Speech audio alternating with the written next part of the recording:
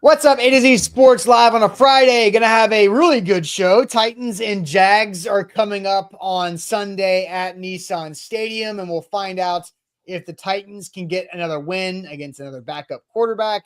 If the Jags with a backup quarterback are trying to fight for jobs down the road. We won't talk too much about Titans and Jags. We will talk a lot about Will Levis today because Will Levis is looking to continue his NFL quarterback resurrection that he's been on the last 4 weeks since returning from that injury. Also, Levis showing another side of him as a person yesterday in the Titans locker room. So we'll discuss that. And does this make Levis more likable? Do people want to jump on that train? And then a stat that was thrown out there from a fantasy football company that will make us go, huh, okay. And then we have a follow-up question to that. And we'll find out how crazy Sam is on this Will Levis ride or die train. If he's got some friends that jump on that ride or die train with him or not. Then Jaquan Jackson and Colt Anderson both said really weird things yesterday to the media. We'll play that video. And maybe if we have time, we'll talk about Dan Campbell and that decision last night on 4th down, going for it and not just kicking a field goal there, but risking the game and the win against the Packers in a great Thursday night football game. It's also Friday, which means we got Ain't That Good News to wrap up our week. Sam, welcome in. What's going on? Yeah, we got a great show. Going to be maybe a little bit contentious, maybe some hot takes being fired off. Maybe we'll see where the chat falls. I don't know. It's going to be fun though. I'm in on it. So got to talk Dan Campbell. I will say right now, this Will Levis, and I'll say this multiple times. This is Sam's topic, Sam's idea. True. Yeah, I think it'll be a fun one. I do too. We also need to get to Dan Campbell. I've got lots of thoughts. So we'll get there by the end of the show. Going to be a fun one. Make sure you share the show. That's the best way to support us before we get going. Let people know that they're in for a ride and they're going to want to tune into this one. So share the show. Hit the share button in the bottom right corner of Facebook. Take the YouTube link. Send it around, put it in a group chat, repost us on the Twitter X timeline. Just get the word out there. Get it on the timeline. Let people know A to Z Sports is live before we kick it off on a Friday morning. Yep, let's do it officially. Welcome into A to Z Sports, powered as always by the BetMGM app. I'm Austin Stanley. He is Sam Phelan, one of our Titans reporters for A to Z Sports.com. And we are Nashville's on-demand sports talk network, going live weekday mornings at 8 Central Time on Facebook, YouTube, and Twitch. Link to the show segment by segment on our Twitter X timeline. You can follow us there at A to Z Sports. Also hit us up on Instagram, TikTok, and Threads for more great Titans content. Got to thank our sponsors. They make it happen for us, and they help all of you, like Wilson County Hyundai. Make them a part of your new car buying process. WilsonCountyHyundai.com in Lebanon is where to find them. The Bone and Joint Institute, boneandjointtn.org, the region's destination for comprehensive orthopedic and sports medicine care. Farm Bureau Health Plans. Get better with Farm Bureau Health Plans. FBHP.com/ATOZ is where to go for your health coverage quotes. And TDOT, help them keep Tennessee beautiful by find the solution to in littering across the state at nobodytrashestennessee.com. So do you want to talk Dan Campbell now, or do you want to talk Dan Campbell? Yeah, why not? Let's do it. Okay. So last night, Thursday Night Football, the Lions, the Lions beat the Packers. Crazy, awesome game. All right, set the stage, because I have a hot take, Austin, and it's scorching. But it has been on my chest for over a year, and I'm not afraid to say it on the show anymore. Okay, all right. So setting the stage, the Lions have the ball. 2-minute warning comes and goes. The Lions get another first down. They are working themselves down to field goal range in a tied 31-31 game. And they are looking to break the tie with a field goal. The Packers have no timeouts. Amon-Ra St. Brown converts a 2nd and 16 after a holding penalty on the Lions to a 3rd and inches. 3rd and inches. And the Lions get stuffed, lose yardage on the 3rd down play. And then it's 4th and about a full yard. And instead of kicking a field goal there with roughly a little over 30 seconds left to give the Packers the ball back with 30 or so, or maybe a little less than 30 seconds, no timeouts for Jordan Love. Could he not have run the clock, by the way? No, there was a stoppage. What was it? Something happened. Because if the Packers have no timeouts and they run the ball, why does the clock stop? I think Dan Campbell called a timeout to make the decision. Okay, but theoretically, he could have just let the clock. He did let the play clock run all the way down before. That's what it was. He let the play clock run all the way down to like 35 seconds on the clock, and then called timeout, and then decided, do I want to go for this thing or do I want to kick a field goal? Because he had more timeouts to go. So it was hard because Al Michaels and Kirk Herbstreit would not stop talking over the referees announcing things on the microphone during the entire end of that game, which is driving me absolutely berserk. But anyway, so Dan Campbell goes for it. On 4th and inches, instead of kicking a 39-yard field goal to allow time on the clock left for the Packers, he goes for it. They get the first down, go all the way down to 2 seconds left, call a timeout, kick the field goal. Lions win 34-31. Lions clinch a playoff spot. Ballsy move, right? Everybody thinks that's a ballsy move. And Dan Campbell said, screw it, we're going to go for it. Sam, your thoughts? Not ballsy, stupid. This guy is bad coach. Dan Campbell is, I believe, full stop. Dan Campbell is your Nick Sirianni type of coordinator merchant as a head coach, because Ben Johnson is one of the best in the game. Aaron Glenn is one of the best in the game. Both are going to be head coaches soon. I don't understand. Like, you can't do this. This is how the Lions, mark my word, the Lions season is, they're not going to make the Super Bowl. They're going to lose an NFC playoff game on Dan Campbell's idiocy, because he did this last year. This is what he did against the 49ers in a playoff game where he needed to win the game, needed whatever. And he's going for 2 and going for it on 4th down instead of extending a lead. The Lions have a 3-score lead or a 2-score lead, and instead of making a 2-score lead, a 3-score lead by kicking a chip shot field goal, Dan Campbell's greedy ass is like, well, what if we go up by 26? I'm going to run the ball. And then he gets stopped, and now all of a sudden his team loses. The guy can't help himself. This is not, there's no analytic, there's no statistic, there's no anything that supports this sort of decision-making. It's dumb. Dumb. And this is an example of hindsight in the NFL, where we sit here and like, haha, Dan Campbell, wow, you sly dog, you madman, wow, you're unbelievable.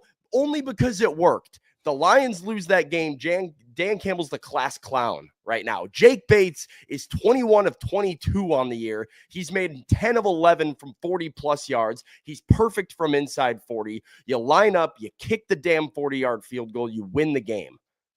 I think for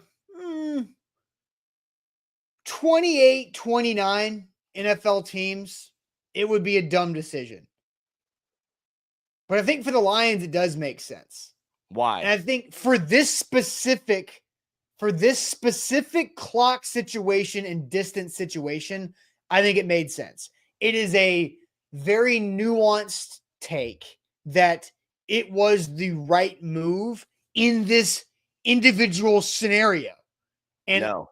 Yes, I do think it was. Because the Lions have the best offensive line in the NFL. You just got stuffed the play before. Yeah, I know. That was your moment for your offense. And so I'm thinking like this. And so here's the thought. That Detroit Lions offensive line doesn't get stuffed twice in a row. Like, right? That, you know how I say bad NFL teams don't win 2 games in a row? I think the same thing goes for good offensive linemen. The best offensive line is you don't get beat twice in a row like that. I think because, again, this specific scenario, it made sense for the Lions to go for that. It was gutsy. It could have backfired, but I do think it was the right move because he was securing the win and not going to give any type of time to Jordan Love to do something crazy. And here's the other thing too. It was 31-31. It's not like it was 17-17, right? It was a high-scoring game. No defenses were stopping anybody. That is what, again, every detail about this in-game situation made it make sense for Dan Campbell to do that last night.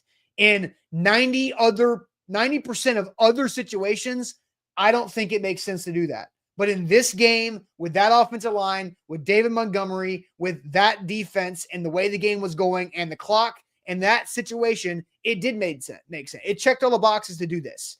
Most times it doesn't check all those boxes. No, I disagree. I don't think there's a scenario that you can check this box. I love this comment earlier.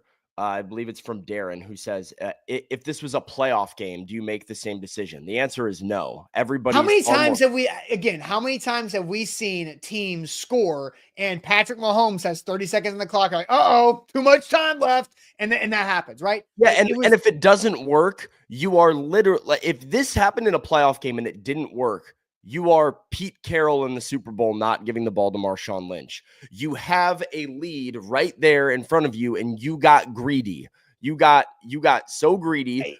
By the way, what does it say to your defense that you're like, hey, guys, 29 seconds, Green Bay has no timeouts. I don't trust you to get a stop, because that shouldn't be all that difficult. All you have to do is tackle him in bounds one time, and Green Bay's done. Yeah, but you're allowing for Hail Marys. Again, like the game has been, what your defense has just allowed 31 points. Like you've given up a lot. You've got injuries on your defense. Like the Lions were decimated. They were playing like their 5th inside linebacker that nobody knows who he is. And no, it did work. End of convo. No. Sports. Result does not justify process in sports, ever. You want to talk about consistent winning versus consistent losing? It's process, right? Process does not always result in a win in the moment. Running things the right way does not always result in immediate results, but year over year consistently will produce more consistent things. Andy Reid doesn't make this decision. Andy Reid kicks the field goal. Andy Reid is a guy that finds a way to have consistent success. Dan Campbell's a guy in an organization that have found a way to mess it up every year so far. So, well, not yet. They've won 11 games in a row. So again, I think because of every detail of last night, it made sense. Again, I don't know if I said 28, 29 teams don't do that. It doesn't make sense for them. It might be 31. Like the Lions might be the only one because of their defensive injuries, the offensive line they have, David Montgomery being a really good running back, and the kicker they got to, and the timeout situation, the place on the field, the clock on the scoreboard, and the score itself. All of those things matter to this. And I don't think it was an easy thing for him to do that, but I thought it was the right move for this super particular situation. That is what but like, again, if Brian Callahan did that, dumb as hell. Right? Because if they can't run Brian Callahan to do it. It's dumb for because the Titans in general cannot convert short yarded situations. It's not about personnel to me. It has to be game situation. Yes, game situation, personnel, game history. You should never, as a head coach, ever make a decision where if it doesn't work, you're the center of attention for what you decided to do. If that's the case, it's dumb. Don't do it. The way to coach football is to coach the game so that you have justification for everything in case that it doesn't work. Okay. I think he had justifications. Hey, nobody was stopping Jordan Love 30 seconds or 2 minutes on the clock. That's how good he was playing last night. Again, that's 204 yards. 58% completion percentage. Josh Jacobs, right? They were moving. Great. You can't use Josh Jacobs in that scenario. All right. So again, I think because of all the things I've said, it was the one like situation, because I would have kicked the field goal a million times, but I'm like, you know what? This does make sense.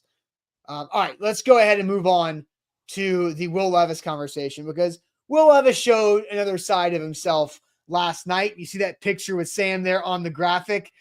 So we'll talk about that here in a second. Maybe we need to rub some tension out of this conversation as Sam just disagrees with Dan Campbell. And you can go get your massage this holiday season if you're feeling that tension from the holiday pressure. A Moment's Peace Salon and Day Spa is where to go. They have over 10 different services in Cool Springs at their location, including massage, couples massage, manicure pedicure combo for the girl in your life.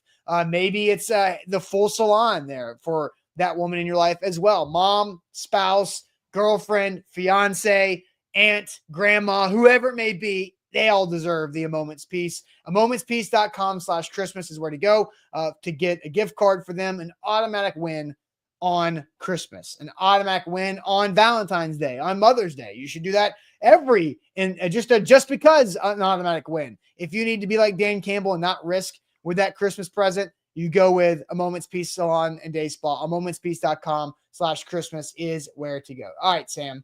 I also have another note. I knew it wasn't over. Yeah, real quick. The reason the Packers scored 31 points, not really because Jordan Love dominated. It's because he was given 2 short fields, one of 20 yards, one of 30 yards in the second half off of an interception. And a turnover. Why? Because Dan Campbell went for it on his own 30 in the fourth quarter with a lead, like a moron. Yeah, that was dumb. I agree with that. But this is what you're supporting. Like, Dan Campbell needs to stop. I'm not supporting Dan Campbell's decisions in the past or in the future. I'm talking about that one last night. I'm on that that exact one. I will just. This is what I'm going to say. Right? I said it earlier, but I'll say it again. The Detroit Lions in 2024 will choke a Super Bowl opportunity away because Dan Campbell gets greedy and makes a dumb decision in the playoffs. So you think the Lions will lose because of Dan Campbell at some point in January? Correct. Okay. Sounds good. We'll keep monitoring the situation. All right. Sam, take us inside the locker room yesterday. Titans are getting ready for a game against the Jags. Titans are 3-9, Jags are 2-10.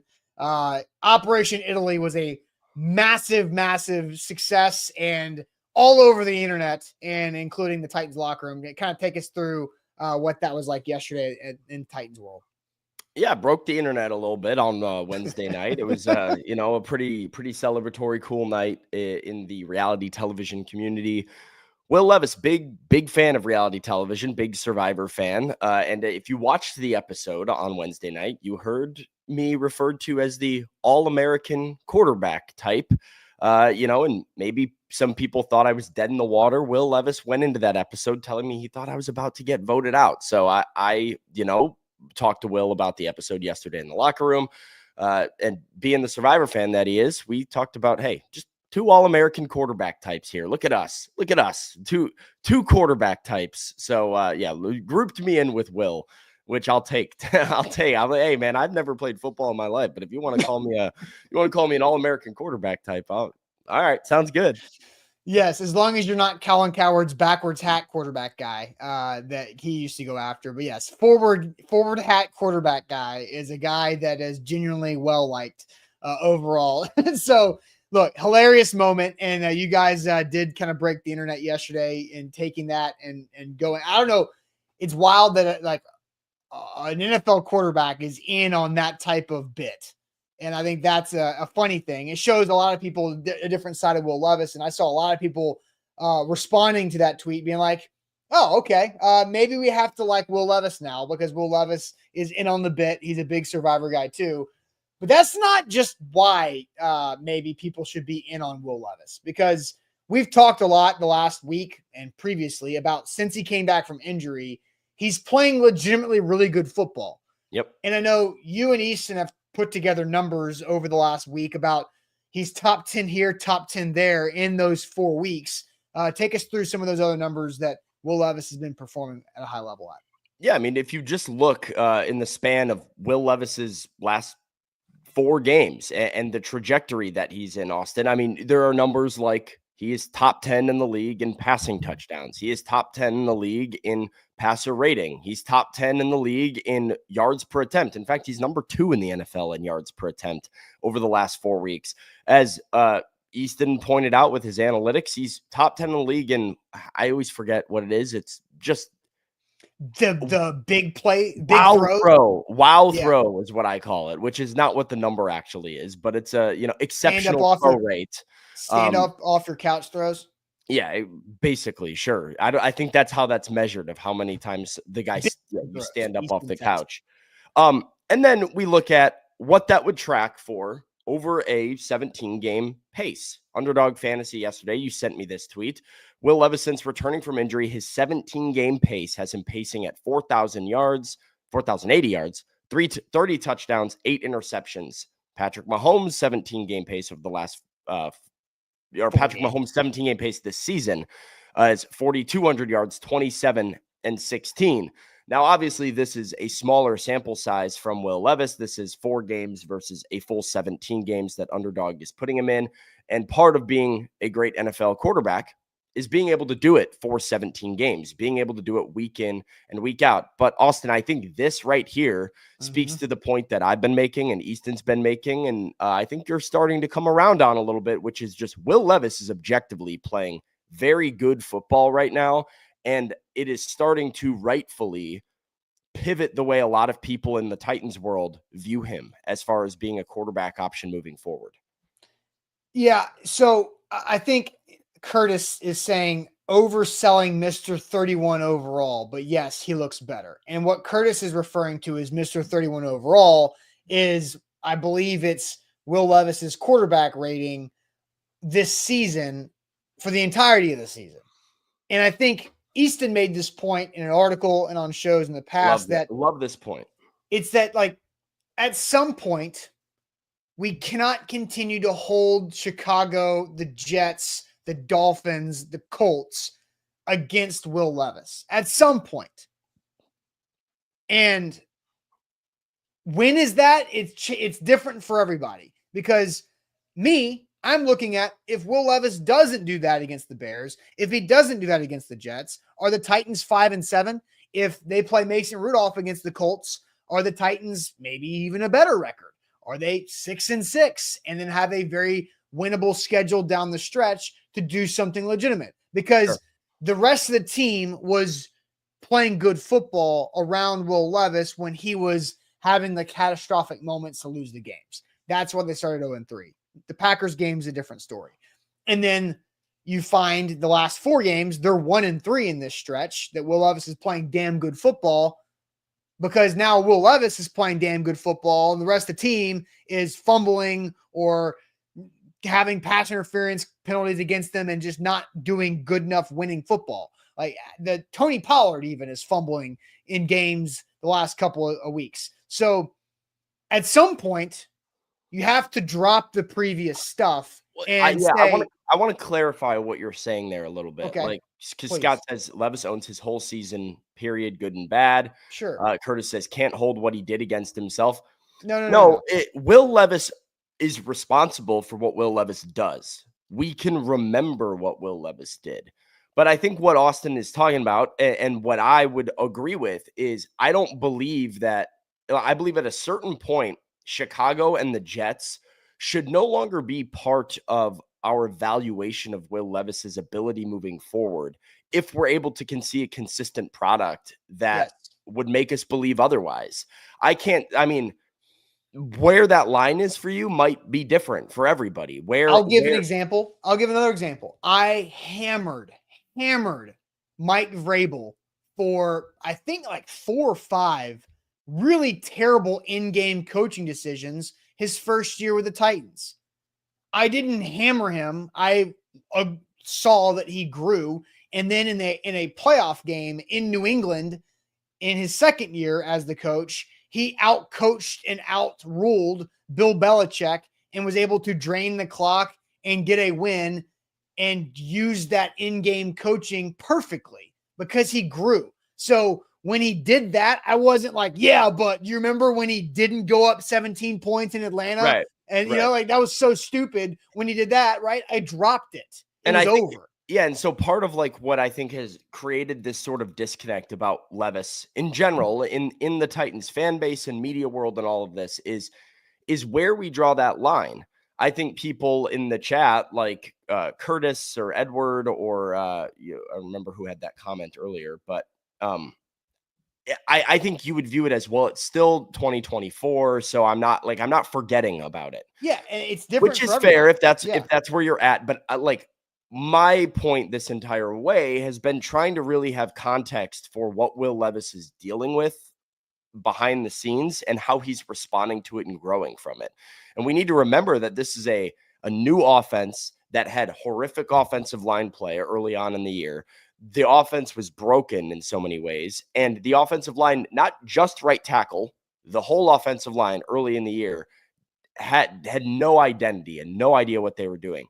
We started to get better offensive line play, and we saw gradual improvement from Levis. Then the injury happened, and things just kind of got ugly.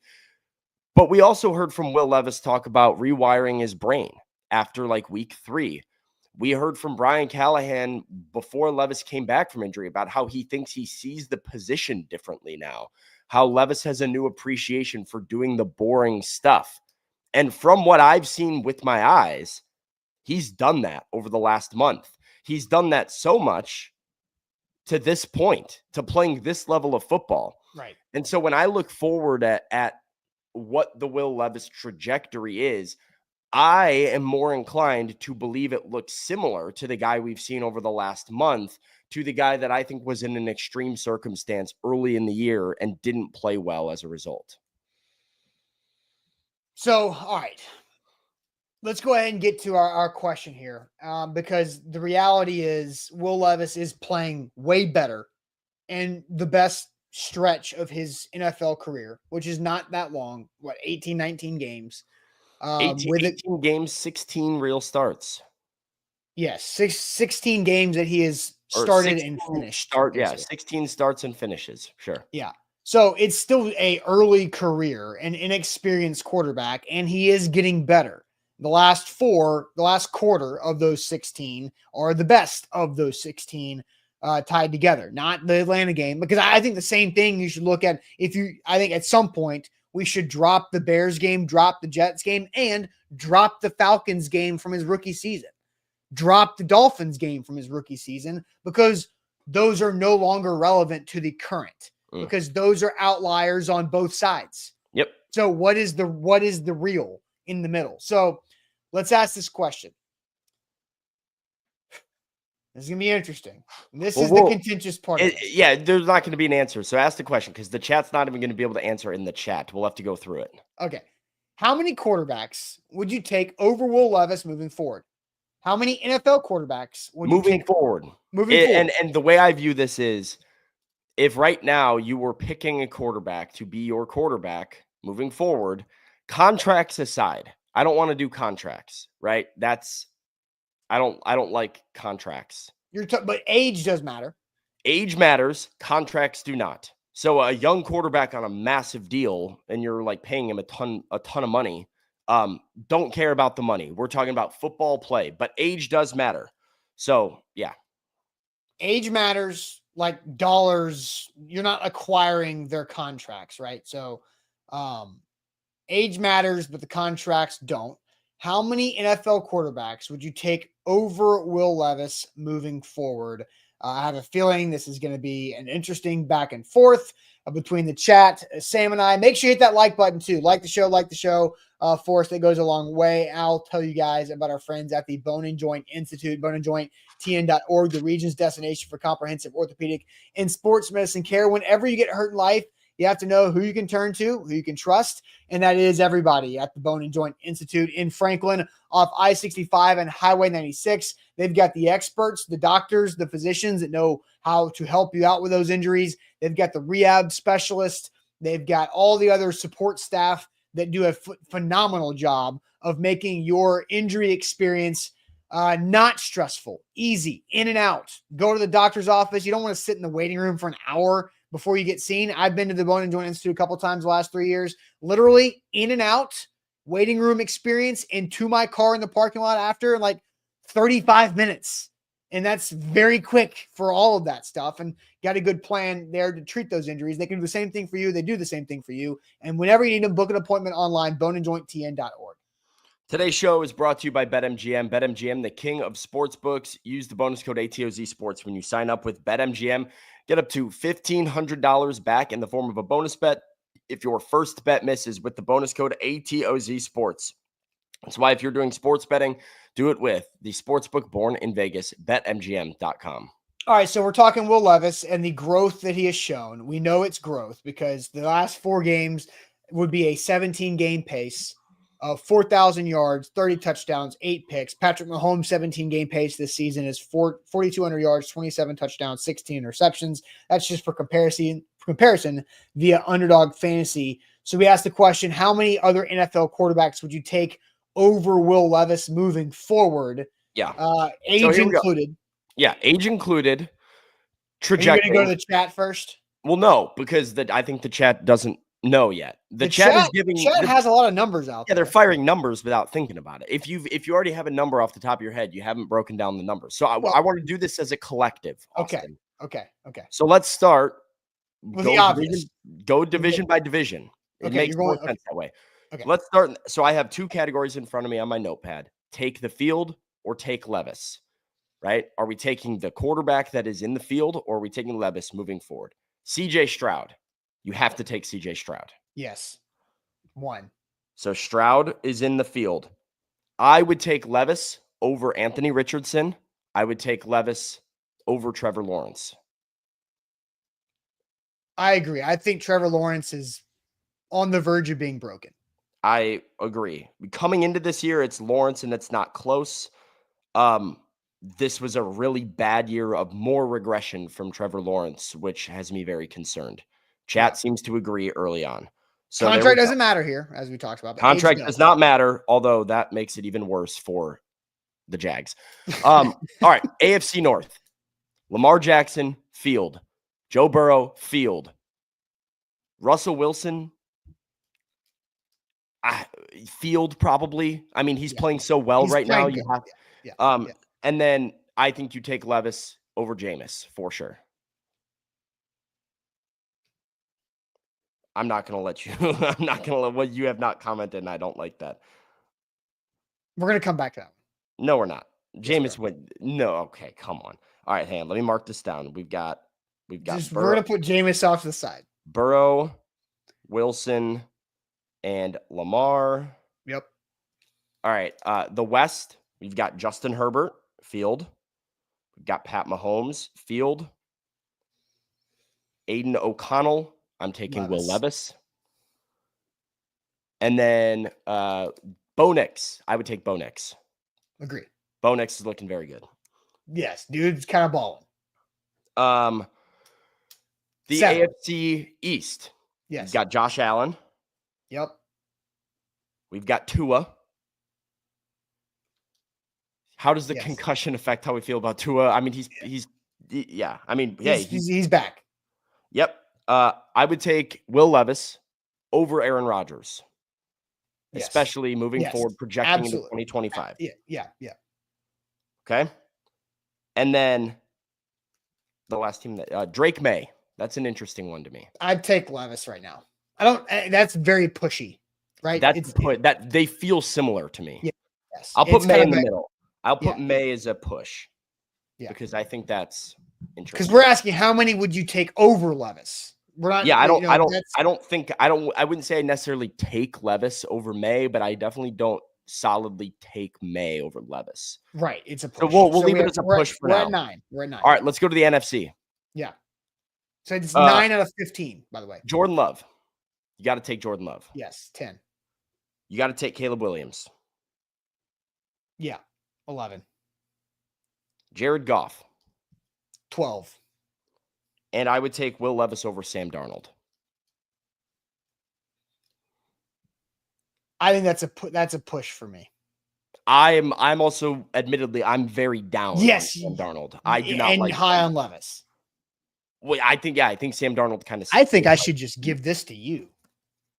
I don't want that. I'm gonna say it's 12. I'm a push on Darnold. So keep going. I'm at 12. You're at now 13. I'll put Darnold in the push category. We'll come back to it. Okay. Make sure Jameis is in that push category. We can come back to it. No. I'm doing it. All right. NFC West. Brock Purdy. Yes. Yes, right? So I would agree. 13 for me. Kyler, I would say yes. Yep, 14. Matt Stafford feels like he's kind of cooked.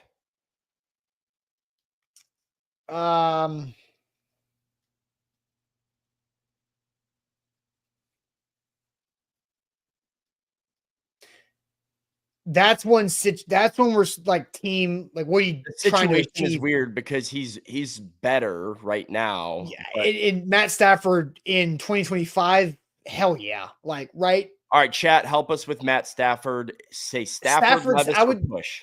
I would take Stafford or push. I would take Stafford. I'm taking we'll put Stafford. Yep. Yeah. All right. So I'm fine with 15 for me. I would take Will Levis over Geno Smith. Pretty easily, honestly. I don't I'm like down for on me Smith. You're not. I guess like you're trying to build towards more with Levis than you are just steady with Geno. So okay, yeah. And Geno has not gotten better. I mean, he's kind of gotten worse from his first breakout year. I don't believe in Geno Smith at all. Like, okay, I'll take Levis over Geno. I'm not super impressed. Okay. What's the next division? NFC South. Bryce Young. Levis. Yep. Derek Carr.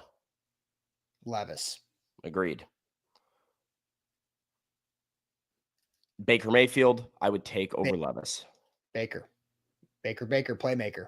15. Kirk Cousins. Levis.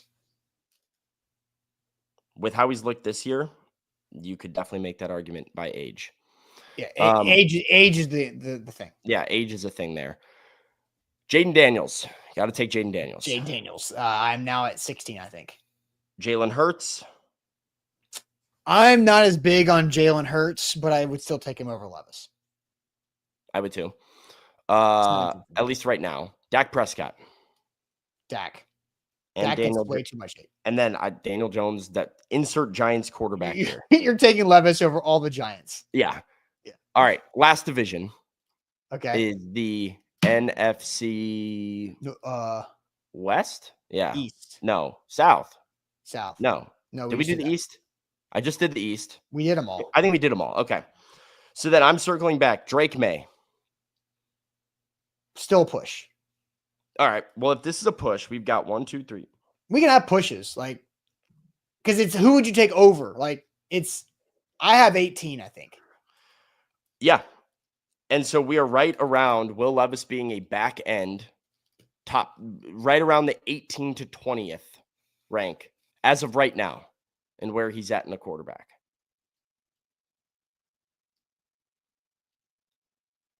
What about backups? I don't think there's any backup that really moves the needle for me. No.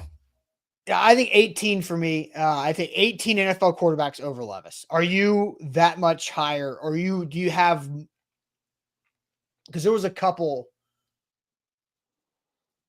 that you were a little bit more different on. Darnold, I would be anti putting Darnold there. I think anybody you might be 16. If I'm 18, well, I mean, anybody that we put in the category of field, I agree with firmly. Stroud, Burrow, Russell Wilson, but that's like an age thing. Lamar, Herbert, Mahomes, Bo Nix, Josh Allen, Tua, Jordan Love, Caleb Williams, Jared Goff, Brock Purdy, Kyler, Matt Stafford, Baker, Jaden Daniels, Jalen Hurts, Dak.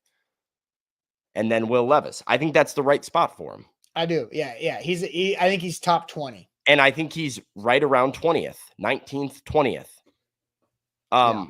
And when you're looking at a guy, and this is, I view a successful experiment because I think we're all relatively on the same page. And if Will Levis is in the 19 to 20th ranked quarterback right now, of who you would take, but he's trending in the right direction, he's playing like a guy in the top 10, you just haven't seen it consistently enough to take him over some of these other dudes. I think you have to be feeling pretty good about where you're at now versus where you were at before the year. Mm-hmm. Will Levis was ranked 27th, 28th, 29th on everybody's quarterback ranking before the season. Here's one. Justin Fields. Will Levis. Okay. I fell for that before. Okay. That's good. The Jameis thing. I just love Jameis Winston. I just want to watch more Jameis Winston. Character, not a starting quarterback. No, for sure. And I think an NFL rule proposal would be to flex the Browns and Jameis Winston into primetime every week because that's going to work. Like people, I want Jameis to be a starter because he should be a starter. He's they should in the NFL. He should be what he is this year. Like Jameis forever needs to be a starter on a bad team. Yes, the NFL owners should be in their spring owners meetings. Like, all right, who's in a really weird quarterback situation where you don't have a guy long term? You're not going to be able to draft somebody, but you just need to be entertaining enough. Okay, Cleveland, send Jameis to them, right? Because of all that, right? And like, if we want to throw Deshaun Watson in here, I think we would take Levis over Deshaun Watson's broken ass too. Yeah. I do agree with this from Curtis. This goes without saying. Last 4 games mean nothing in the scope of the season. He has to keep this up. Agreed. No doubt. What he's doing the last 4 weeks has to be what we continue to see. Can he have a down game? Like, if one of the next 5 games is a bad performance from Will Levis, okay, you had a bad game. But we need to see large majority of games look similar to what we've seen over the last month. I'm totally in agreement there. Yeah, Buckeye said if Levis was hitting like Bo Nix, I'd be happy. Well, yeah, of course you would. Like, Bo Nix is, Bo Nix, talk about a guy who had 0 believers coming in just because of the narrative on him coming out of college, and has played really, really good football.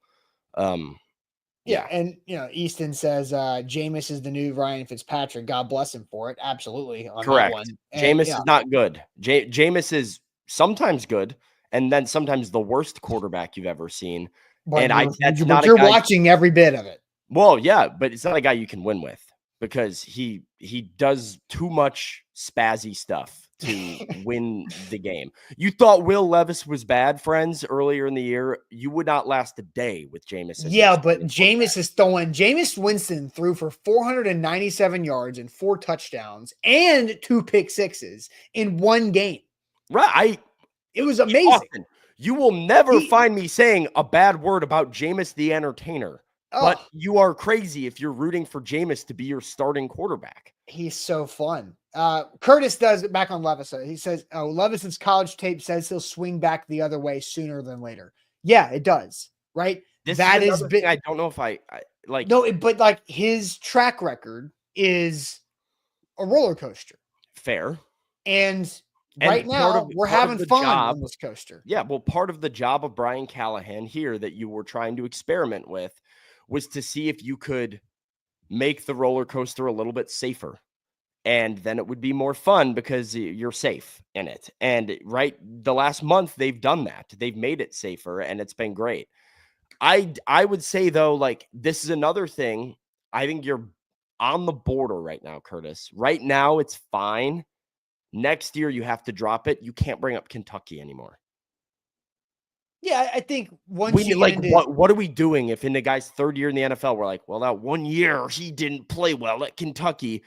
Who cares? Well, yeah, because now it's all he's played 18 games. I think we're still looking at like evaluating college. Right now, I think it's fine, barely. But but by the end of the season, the point now that college tape, I don't care about college tape. What do you do in the NFL?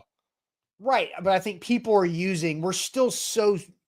it's still so new that the people that were against the Will Levis draft pick because of what they saw him do at Kentucky is still influencing them because of the first month of the season. Fair. Right. And so, no, like I said, you can still do it now because I think right now we are at this weird teetering point with Will Levis where you can't figure out what the norm is. Is the norm what we've seen over the last month? Or is the last month the anomaly and the beginning of the season is actually the norm? And people have different opinions on it, where you fall.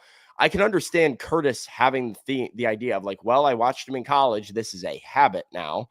And because it's a habit, old habits die hard. He's going to come back to the norm, and that norm is going to be chaotic play in Curtis's eyes. I get that. But I can also see this trajectory going where we're in this upcoming off season looking forward to 2025. And we're still like, yeah, but the college tape just didn't jump out to me. It's just the affirmation of what he has been doing. And again, what Curtis is saying, the whole point of this whole conversation is that this is not what he had been doing. This is not what he did in college. So if we believe what we've seen over the last month and we believe it can continue, do I think it looks like this? No, that's an MVP type, right? But he has to do it. Like he's got 5 more games. I don't disagree with that. But like, let's stop bringing up college tape. But again, Curtis's point. This is the breaking point, though.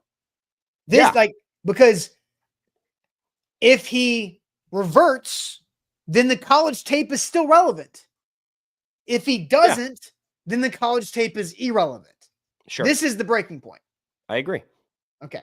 Good. All right. We've got some other breaking points because not a good day for a couple Titans employees behind a microphone. They might be coming to their breaking point. Oh, yeah. I think I'm already broken on that point. But we'll get to Colt Anderson and Jaquan Jackson, who said some very cringy things behind microphones yesterday. We'll get to those videos here in a second, but Farm Bureau Health Plans can help you out with your health coverage. If you're looking for a new health coverage plan, you want to save money, maybe you want to have better coverage for you and your family or whatever your situation may be. Farm Bureau Health Plans has been serving Tennesseans for 78 years, and they've gotten better along with all the different technology, all the changes throughout the state over that time. They continue to serve you the right way to make sure you're set up with all the right things you need from your health coverage. They partner with the Titans, they partner with the Tennessee Vols, and also other different communities at the youth level in sports and across the entire state as well. So if you're looking for help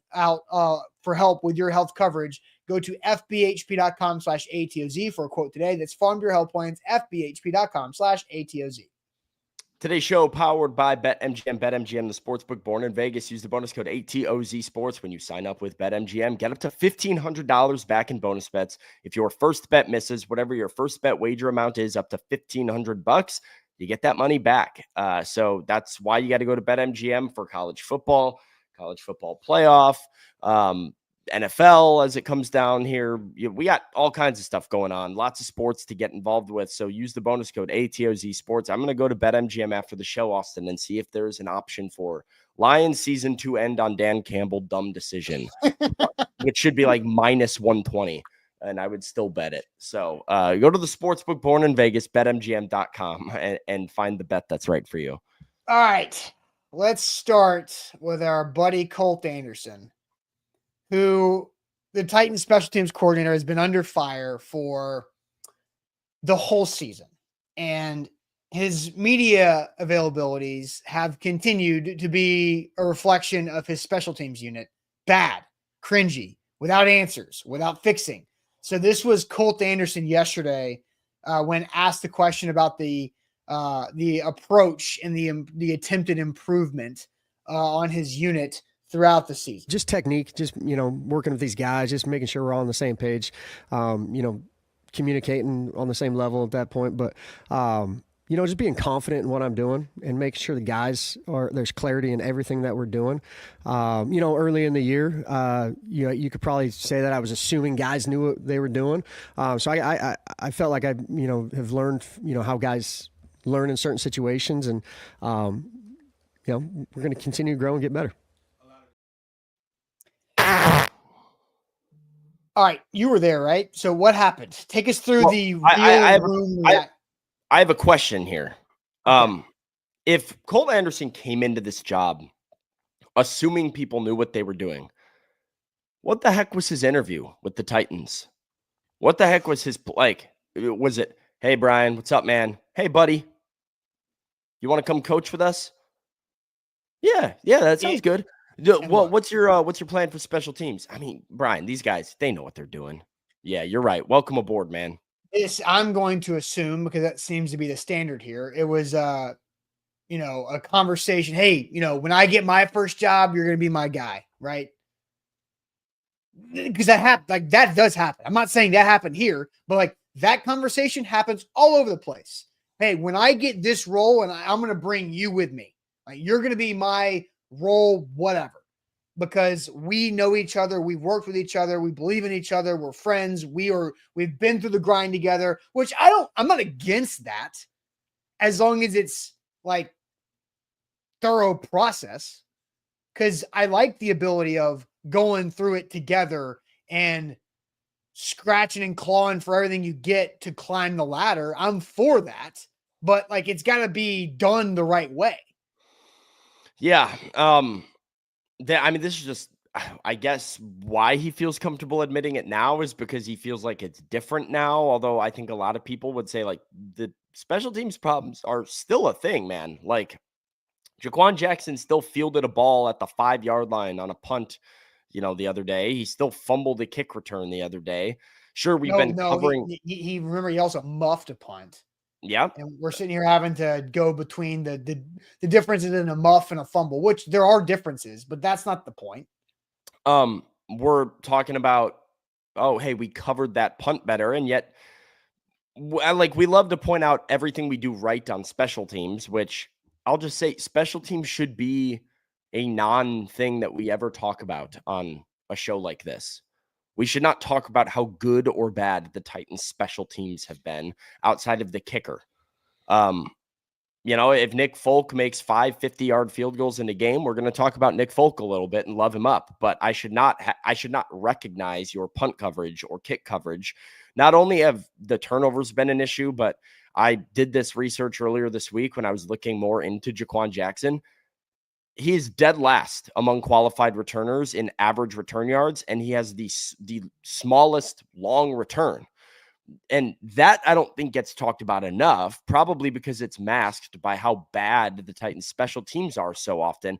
The fact that not only do they do so much awful, they don't do anything well. Like, name the last time the Titans had a positive special teams play that you were like, nice. Who was it? There was which game? And it can't be a Ryan Stonehouse punt. No. I think the Washington game, I was like, man, like, look how smart the Commanders are, short kicking every kickoff. Like, they scored 7 touchdowns. They kicked the ball off, a lot. So they made the Titans return a kickoff every time. No touchbacks. Brilliant. That's good. Why? Because the Titans suck at returning, and they constantly get penalties on returns to go half the distance to the goal. So if you're scouting the Titans, make them return it. I mean, the last time I remember being wowed by a special teams play is like 2 punt returns from Kyle Phillips back. There's been a couple special teams tackles this season. I guess Amani Hooker forced a fumble on one to open the season last year. That was kickoff. But again, I'm not about this year. Like, there's been a couple plays.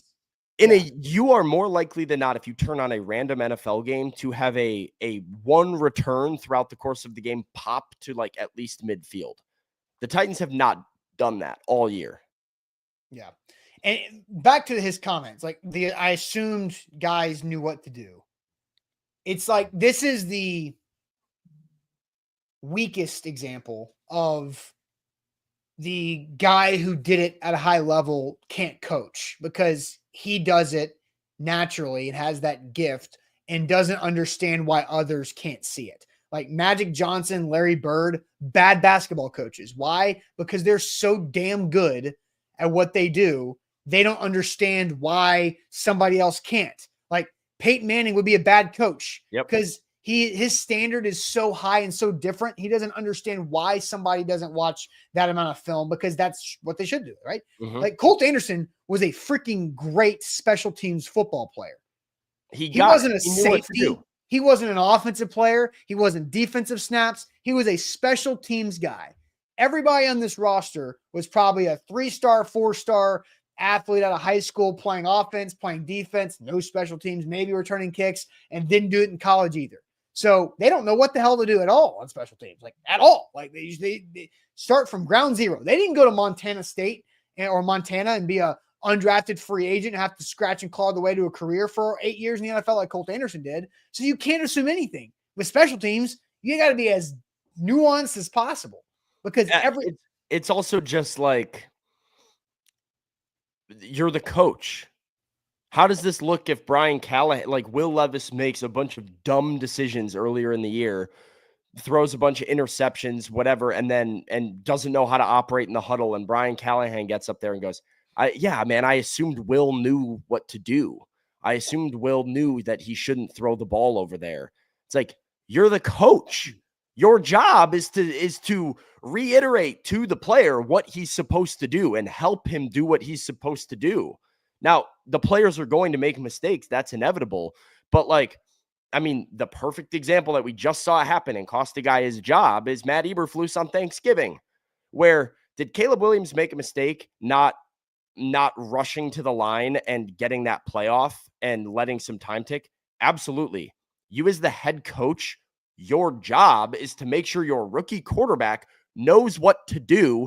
And if it doesn't go off without a hitch, you burn your timeout and you set up the team. Like, that is the essence of a coach's role on the sideline during a game. It is crazy that Colt Anderson can just say, well, I assumed all my guys just knew what to do, and have that be like a legitimate excuse he's making for being a bad coach. Yeah. Leashes have to be earned. Like, we have 50 employees with A to Z. I manage people. You can't just automatically give them the leash from the first time you hire them. No. And Colt Anderson walked in the job and the leash was long. Oh, you guys know what to do. It's the opposite. You can do that like once you've established the whole thing that they know what to do. And so it's just bizarre. All right, let's get to Jaquan Jackson's video, because set this up, Sam, because I know you took the video and I wanted to create the correct context for what Jaquan Jackson said to the media yesterday.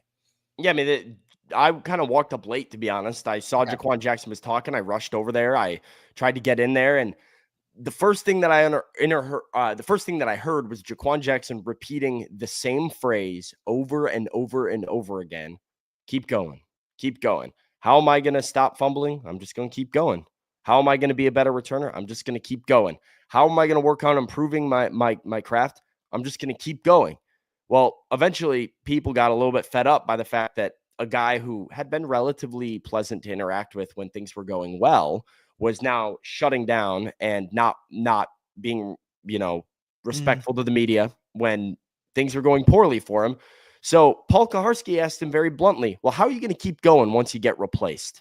And Jaquan Jackson gave a horrible answer yet again.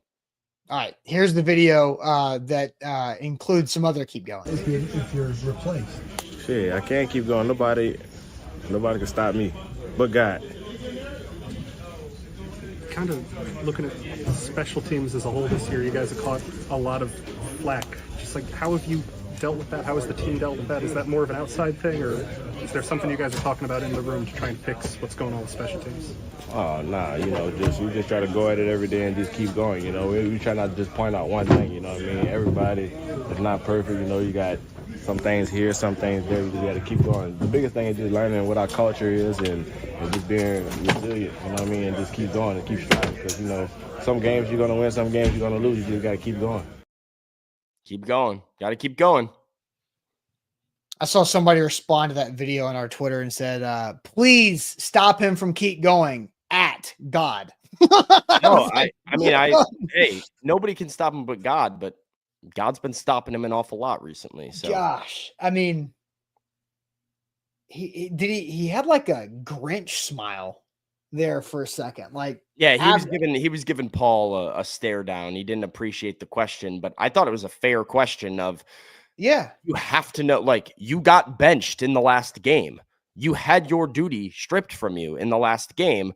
So you say you're going to keep going, but you're not, because your trajectory as the team's returner is running out. Like, he should not touch another football the rest of the season. I mean, I would agree. I would fully support that. Do I think that's going to happen? I don't know. But you have at least already been replaced as kick returner for Julius Chestnut and Tajay Spears. So you've lost that duty. And then your reaction is just like, well, I'm just going to keep going. I'm going to keep doing what I've been doing. Don't do that, because what you've been doing hasn't been good enough. And now you won't have the opportunity because you played yourself out of it. So it's just frustrating when, like, a guy doesn't have enough. Well, this is an easy media thing. This is what I don't get when players do. This interview is easy. Here, we'll do it right now. I'll be Jaquan Jackson, Austin. So, what, you fumbled the ball, dropped the ball on the turf 5 times so far. How do you fix that? Yeah, it's not acceptable. It's not something I've ever really dealt with before, struggled with before. So I'm just going to work behind the scenes, figure out what I'm doing and how I can change my approach, because I can't put the ball on the floor. I know there's consequences for those actions. And if I get another opportunity, I'll try and make the most of it. What are things you do behind the scenes? Like, what? Give us some exables of things that you can go after. I'm gonna work with Colt. We're gonna go through drills. We're kind of gonna go over some of the tape and just see, where I went wrong with it. I maybe just need to reestablish some of the mechanics and fundamentals of ball security. Like I said, cannot put the ball on the floor. That's step one. So the return doesn't matter if I can't hold on to the football. Yeah. I mean, but hey, you've got theater in your background. You know how to handle yourself, right? Like, but I mean, like Jaquan Jackson went to Tulane. That's the back and forth we get. Jaquan Jackson's not a story. We say, all right, Jaquan, hey man, good luck. Over. Yeah, it's over. But Jaquan Jackson went to Tulane. Tulane has how many media members there at practice? I mean, we don't have all that many. I know, that's my point. Like, yeah, Tulane, Tulane probably has more than we have at the Titans. Exactly. No, Tulane doesn't. No, other schools like JC Latham. Close. For sure. I mean, it's close. Tulane's big money. Protect their athletes. They have not done a good job historically preparing them to answer questions like that, to not put their foot in their own mouth, to not make something that doesn't need to be something. You know, it isn't that hard, but guys are not being taught this. I mean, I get it, right? Like, Jaquan Jackson is not a media professional. He doesn't speak to the media. He doesn't talk on a microphone all day. I'm willing to admit that. That's a good point from Jake. But like, my point is that we just see this so often with athletes, this idea that we're going to get hostile. We're going to deny things. We're going to not like criticisms that are coming to us. We want things to skew positive. And what we don't realize is that nobody cares. Nobody cares about the criticism. Accountability will end criticism way faster than your pushback to that criticism will. Like, I mean, it's just bad. I don't know. Look, and Malachi says, "Dang, Austin, I didn't know it was throwing shade day. What did Tulane do to you?" No, Tulane. My point is, Jaquan Jackson has. I don't know how many times before coming to the Titans, Jaquan Jackson had a media scrum at his locker before in his life. Yeah, it hasn't been a big group before. That's fair. I mean, there have been one-off conversations. Like, the whole point is like college interviews. He had some in training camp, but those were not but like college availability is not the same as NFL availability. Derrick Henry was so uncomfortable when he was a rookie from Alabama, the biggest freaking Death Star in college football, where Derrick Henry, Heisman Trophy winner, had very little to maybe zero reps in media scrum settings. Sure. So he's not going to be good at it. Like, Jaquan Jackson went to Tulane, small, in New Orleans, probably not getting a lot of media attention because there's other things in New Orleans. But we also, there's guys that come from all kinds of schools that are not this way.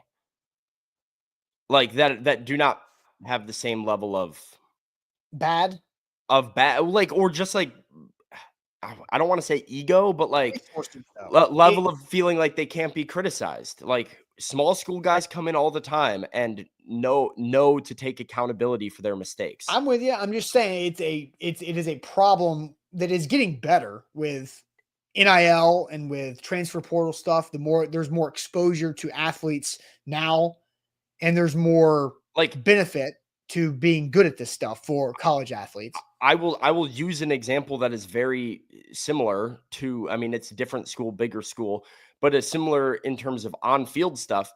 The response from Kyle Phillips when he would muff punts was 180 of this. Kyle Phillips was pissed at himself and said, almost on the verge of tears sometimes, that you were like, oh, geez, man. But he would be like, I can't do it. And I don't know why I'm doing it, but something's not right and it can't happen. And he acknowledged that. And it wasn't how dare you suggest that I might get replaced? Yeah. Nobody can stop me. You really think I might get replaced? What are we doing, Jaquan? Come on, man. Yeah. And I brought the Derrick Henry thing because it was more of an example of how colleges mostly don't allow players to be taught how to handle things like this. Yeah. And it is different.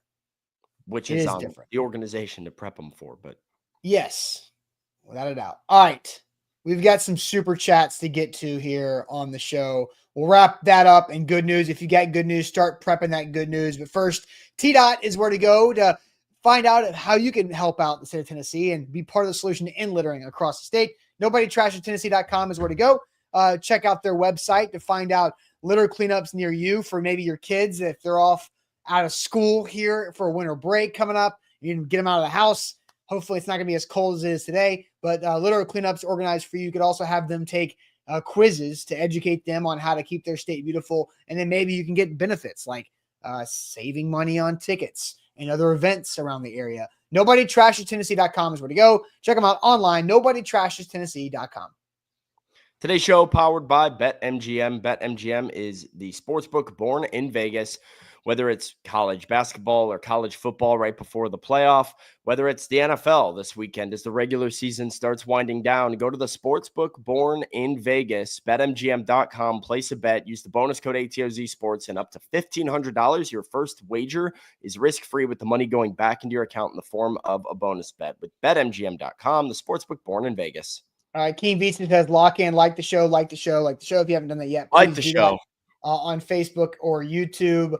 A couple Will Levis, one Will Levis super chat I want to get to. Joshua says, if you put Levis in any of the offenses like the Bills, he would fall into a top 10 quarterback. I mean, what does that mean? What is it? But I guess it's an interesting, the system, I think, it's an interesting thought experiment, which was why I struggled with some of those names. Name like a Brock Purdy, right? What is Will Levis if he's with Kyle Shanahan in San Francisco? And in that offense, what is Will Levis? Now we're watching the Niners go. We're watching the 49ers with Will Levis at quarterback. Yeah. But but there's no Brandon Ayuk. Deebo Samuel's been in and out. They've had other injuries. Trent Williams, Christian McCaffrey's been out and is out for the rest of the season. You're seeing the decimated by injury version of the Niners, and it's not working as well or at all. They're not as well. I mean, they're in a bad spot. The Niners are objectively in a bad spot. Yeah. Now the division. This from Joshua, I would say, is an interesting question, but it's a question that we'll never get the answer to, and it's tale as old as time. And the reality of the situation is your favorite quarterback is benefited by his system. I think there's a lot of quarterbacks in the league that I can point to that I don't think are that good, but are elevated because they're consistently in a very good offense. And so there are guys that don't have that same luxury. And a guy like Sam Darnold is exactly that example, who is a joke for his entire NFL career, a backup at best. He gets an opportunity in Minnesota, which is one of the best offensive systems to be in with the best wide receiver in the sport. Mm-hmm. And he elevates his game a little bit. They win some football games and score some points that now everybody is in love with Sam Darnold. But, I bet you JJ McCarthy next year is going to light the world on fire in Minnesota. And I don't know if that'll actually be a reflection that JJ McCarthy's amazing or just Minnesota knows how to score. Kevin O'Connell, pretty good. Yeah. Pretty good. TLG says Sam's been sipping some of the Easton Freeze contrarian coffee, going back and forth with me this morning. How so? That was early. That was I'm disagreeing with you. That was the Dan Campbell conversation. Oh, well, that was not a contrarian thing. I had that take first. I was waiting to fire that one off. I've had this take. You can ask A to Z Sports Detroit's Mike Payton. I've been telling him for over a year now, enjoy it while it lasts, buddy, because Ben Johnson and Aaron Glenn are gone, and you're going straight into the basement again. Yeah, what happens when Dan Campbell loses his assistants? And, he becomes Nick Sirianni. Or Mike Vrabel. Yeah. Jake asked the question, Sam's the most famous guy in the locker room these days. True or false? Nah, false. I know. Yeah, of course not. Of course Half not. those guys still don't know my first name, so. Yeah. All right, ain't that good news time? We've already had some good news fly in the chat. Let's get it going. If you got good news, share it. Here we go.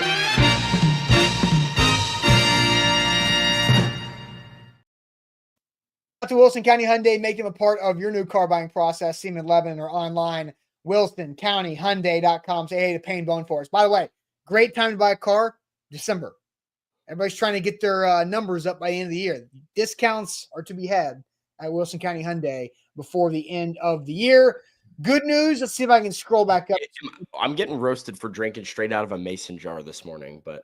Well, you're a true Southern guy now after being from Chicago. You're getting more Southern, I guess. Vanessa says, good news, got the custody of her bulldog back. Congratulations. That's awesome. Trey says, good news, took Wednesday off and the lady came up to Nashville, hit Chili Burrito, saw Gladiator 2, saw Steven Wilson Jr. at the Brooklyn Bowl. Great day, much needed. How was Gladiator 2? I need to go see that. I don't know. IR says, good news. I love you all, both the host and the commentators. Appreciate that, IR. Love you too. Thank you. Stephen King, good news. Santa's coming to my school next week and giving away presents. I'm going to be Santa. Hey, spoiler alert. Come on now. Don't be Vrabel in the holidays again. Don't be talking about the Easter Bunny. Which Tennessee Titans player would be the best Santa Claus at a Christmas party? And there is a right answer. Daniel Brunskill? No. But he wouldn't be like energetic enough. That's true. And he'd keep the kid on his lap for 11 minutes. The kid would be like, he'd be like, what do you want? The kid would be like, oh, I want a tractor. And then Daniel Brunskill would give him some like big annotation about like the history of tractors. Okay. That man is an encyclopedia of knowledge. So too smart to be Santa. Way too smart to be Santa. Okay. Titans players that would be good at being Santa. Yep. I think there's a clear-cut answer here. I mean, I'm not around him anymore. So I mean, who? I think Peter Skoronski would be okay. An awesome Santa Claus. I thought Pete Skoronski would be, he would like cheery, just energetic enough, but short and sweet of like, you want a bike? All right. Sounds good, man. I'm like, sounds good, kid. In and out. Jeff, good news. Ohio State is hosting a playoff game and the Vols tears have been glorious, especially from Charlie Burris. He's crying a lot. Look, Jeff, you can be as Homer as Charlie's going to be Homer. I don't think there's a right answer here. I think, Jeff, you haven't been accountable enough for your team laying a fat ass egg against your biggest rival. Losing to Michigan, Jeff, showing your face here and acting like, no, come on. Like, no, Big Ten. Tennessee would break in a Big Ten schedule. Hold on. Weren't you the guy that was trying to throw me under the bus for saying I was big SEC guy, and you're over here going Big Ten? Oh, I'm not rooting for Ohio State by any means. I'm not rooting for any SEC team. Unless I was throwing you under the bus for rooting. I'm not. I don't do that. We've been over this. We had a conversation. We talked about it a little bit. But I'm saying Tennessee's resume. That comment is not me saying I am rooting for Ohio State. I hate Ohio State, but Ohio State ranked over Tennessee. Right decision. I mean, I expected that. I'm not crying over it. I think it is ridiculous that you are not. I'll give you credit. You are not. Yeah, I have not. I was expecting. I did do the back end on A to Z Sports Primetime on Tuesday night, and as I was loading up the back end of Primetime, I saw in all caps, "Tennessee gets absolutely robbed by the college football committee." I'm like, "What happened now? What are we doing? What happened now?" Penn State is the fraud of the Big Ten. And I think Penn State needs to get exposed tomorrow night. They need to Pribula. If Penn State should drop behind Tennessee if Oregon beats them by 3 touchdowns or more, in my opinion. I would agree with that.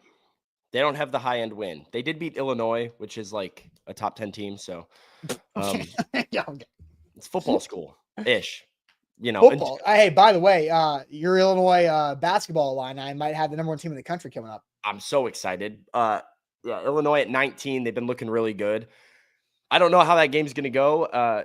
It should be a decent test for the Illini. They're still kind of trying to find their rhythm, but they play a couple of ranked teams in a row, one of them being maybe number 1 Tennessee. And let me just warn Tennessee right now, you are not ready for the exciting whites of Illinois. The 2 Euros that we've got, Tomislav Ivicic and Kasparis Yakichonis, might mess you up a little bit. Oh, hey, Tennessee's got some of those to go right back at your exciting whites this year. Well, Tennessee's always got exciting whites, but hey, it's new for us. Okay, sounds good. Sam, your good news. What you got? Oh man, I don't even know. Like where to start? Yeah, there's a lot of good stuff going on, man. Overall feeling. I mean, we kind of talked about it a little bit yesterday. Riding a bit of a high, feeling very good. But I'm on a low. Bad news. I've like not slept in like 3 days, so that sucks. Yeah, I'm like I don't know, man. My brain is just so scattered. I can't. I'm having a lot of trouble focusing on stuff too, because I'm just bouncing all over the place, which will eventually catch up to me. I'll crash. I'll sleep for like 16 hours, like probably tonight with nothing to get up for tomorrow morning. Yeah. And then I'll be back and resurgent, but you know. Yeah. Operation Italy. Operation Italy is good news. You know, the reaction has been very good news. Yeah. Lot of good stuff going on. Yeah, hopefully you do get some rest. I'll let you know of a Spotify podcast playlist that has like 8 hours sleep music. Yeah, that's what I need. Yeah, I need to hit my REM cycle. I used that last night. Look, my good news is I feel like I'm in a great spot for the holidays. I feel ahead of schedule. Well, yeah, good for you. We put the Christmas decorations up outside on the last warm weekend, so before Thanksgiving, and somebody was our sales guy Andrew was like, "Oh, yeah, before Thanksgiving." I'm like, dude, 60 degrees outside, not going to be that in a week. I'm doing it, and did it now. And all you jokers out there who are like, "Oh, after Thanksgiving," no, opportunity presents itself. You take advantage of it, and that's what I did. Christmas trees up, house is all jolly, and I'm ready to roll for this holiday season. And Easton is liking tweets or liking comments from the back end from Lewis. As he did. More freeze plug, Fire Sam. Hey, make the sign. Make the Fire Sam sign. I just like Louis' horns down A to Z profile picture. Is that what that is? I didn't put that together. That's my assumption. That would make sense. Yeah. Assuming is part of today's show. But all right. That is it for us over for this week. Don't forget game day. Easton and I will have pregame, halftime, postgame coverage here on Sunday. Sam, you'll be at the stadium with Buck giving some good coverage of potentially the Titans' 4th win of the season. We'll see how that goes. Make sure you guys hit that like button to wrap up this week, and we'll see you guys on Sunday. No Vols game tomorrow, SEC championship game, Big Ten championship weekend starts tonight in college football. Chaos will ensue. A top 10 team is going to go down. It's happened 10 weeks in a row. And we'll catch you guys on Sunday. Enjoy the start of your weekend. Appreciate it as always.